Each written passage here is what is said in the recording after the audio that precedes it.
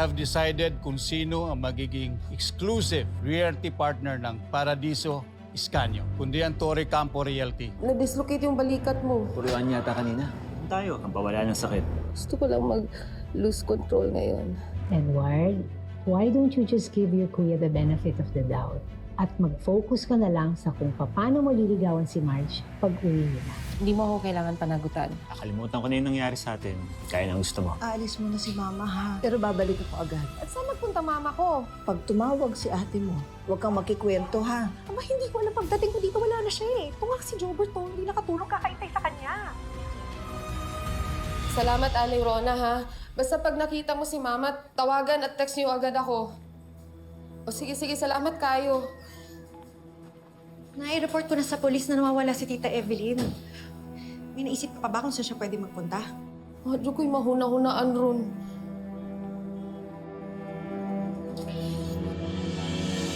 Ma! Ma!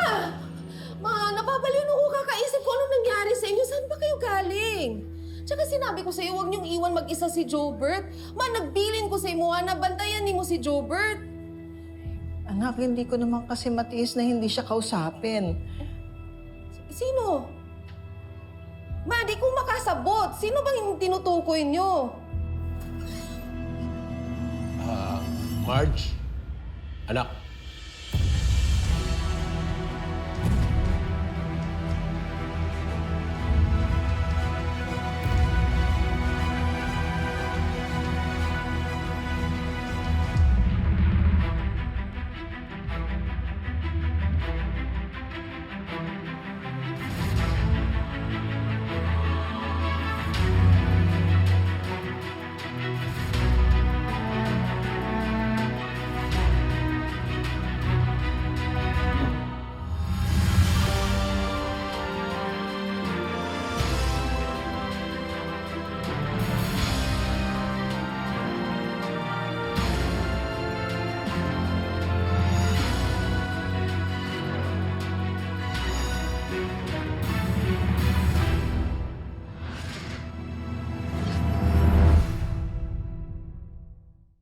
Anong ginagawa niya dito? Marge, nag-istorya namin ni mong papa. Napagkasunduan namin na tuloy na namin yung aming pagsasama ba? Papauto ka na naman. Marge, hindi naman sa ganun.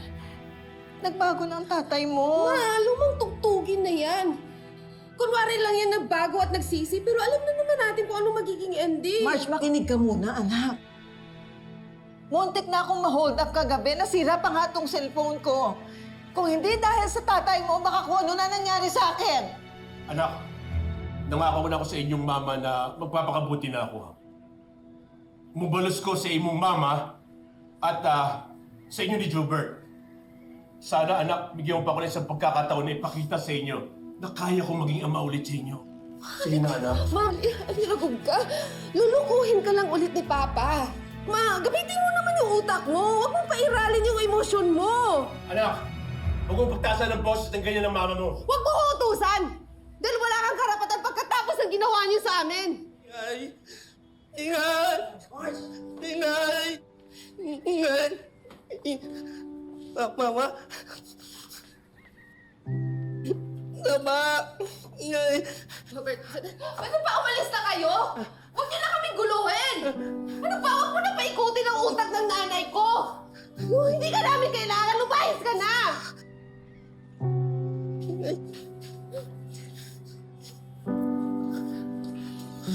Ito! Ma! Ma!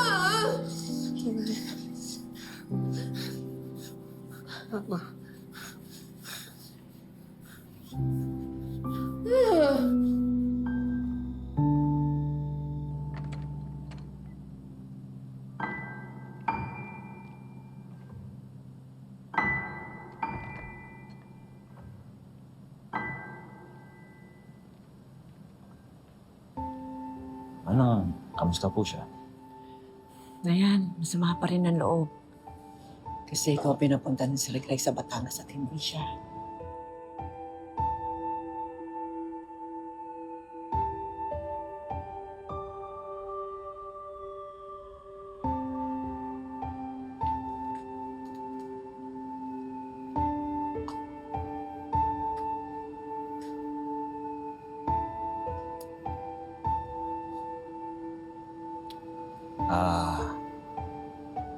Bro, kamusta nga pala yung meeting mo with Mr. Fuentes?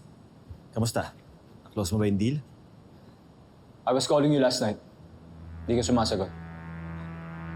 Sorry, hindi ko naririnig eh. Nang kinausap ko si Marge, lasing siya. Tapos narinig kita. In-offer mo siyang ihatid sa kwarto. Well, hindi naman pwedeng basta iwan ko na lang siya doon, di ba? And then what? Anong and then what? Hinubaran mo? Hiniga mo? Hinalikan mo? Dude, di mo yung isip mo. Kailan ka pa nag-isip ng ganyan? Paulo, kilala kita.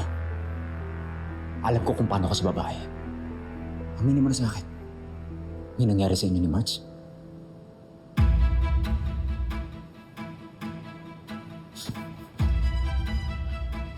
Huwag ka nun, Paulo.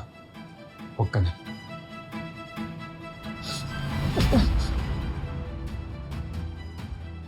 Sinabi mo sa akin hindi mo siya gusto! Na I should go for her!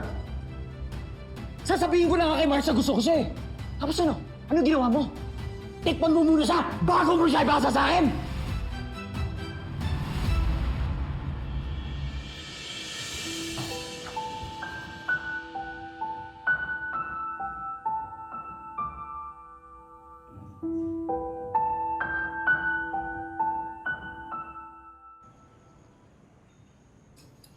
Good job, Paulo. Buti na lang sinunod ko yung gut feeling ko na ikaw yung padala sa Batangas. Actually, Dad, dapat yung i-congratulate si Marge. Kasi kung hindi po dahil sa kanya, hindi po namin mako-close yung deal. Nagkamali ako tungkol sa kanya. Ang akala ko, magiging sakit lang siya ng ulo. But now, I can see she has a great potential. Yan din po yung sinabi ni Mr. Escanio. Believe din siya kay Marge. Hindi lang siya basta maganda, magaling, matalino, mabait pa po. Yeah, mabait si Marge. And sobrang trusting. Kaya nga inaabuso at tinitake advantage ng iba eh. Gaya nino.